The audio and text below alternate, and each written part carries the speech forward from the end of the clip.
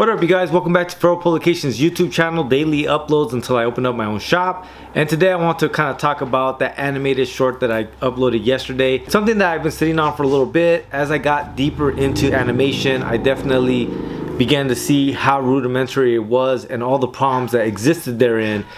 But just like anything else, there is something that I was proud of like that first initial attempt to put 1 minute together. I told myself, put 1 minute together. And I just wanted to talk about how I got to that point. To begin with, the app that I use is called Flipaclip. And definitely the name caught my attention because I used to make these little like animations on post-it books.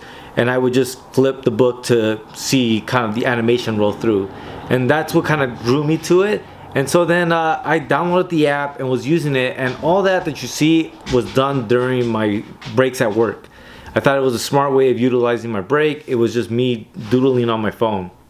There's a lot of limitations with the app, and I don't think it's something that an individual can use to really fully kind of tell a story, but I don't think it's a bad app, and I don't think it's a bad way of practicing the craft. But beyond that, I use 10 frames per second. That means every second was 10 different drawings. Some of the things that I learned about animation though in the process of doing, right, because this short, it predates me kind of reading into animation and looking at things, right?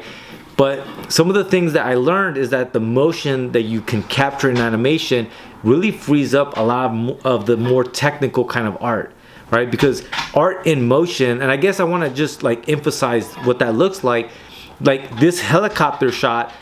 I know that when I was drawing it, I was like, oh my god, this helicopter looks horrible, looks horrendous. But in the finished product, because the helicopter is in motion, it translates, in my opinion. Definitely probably could have been a little better, but I definitely felt that it translated well. One of the things though I do want to mention is that my wife showed me a documentary about Studio Ghibli.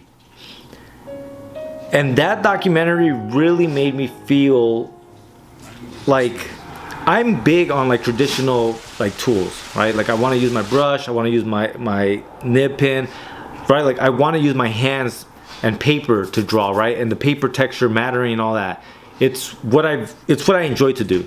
And when I saw Studio Ghibli, it really made me feel like stay on that path. Like even though Flipaclip is cool and all that, and there's probably a lot of like easier tools to use, doing animation digitally, there's just something about, the classical approach to animation that really calls to me. So why did I share that animated short? Definitely, I was happy to get to the 1 minute mark, which is kind of something that I had set out in my brain. I said, try to get to your first animated short, which for folks that have been following the channel, that was the first one I did, was the Garfield cat, where like he comes into frame and gets out of frame. And that was, very, very basic, and it was just like just do something. And then the second one was this 1 minute one, where it was 1 minute and 9 seconds. And that was a little harder, right? This idea of like, okay, get to the 1 minute mark. And now that that's done, I definitely want to get into like a 3 to 5 minute kind of animated short to see really if I can do that project. So definitely the animated stuff, I am dabbling in and having fun with that. And definitely will keep you guys posted, man. So again, to everyone that saw the short, thank you guys. If you haven't seen the short, it's the video before this one, so peep it out. Beyond that, you guys, as always, there will be a link in the show notes to take you to feralpublication.com, where you can get zines, buttons, stickers, and t-shirts. After all that, please like, share, and subscribe. Lates.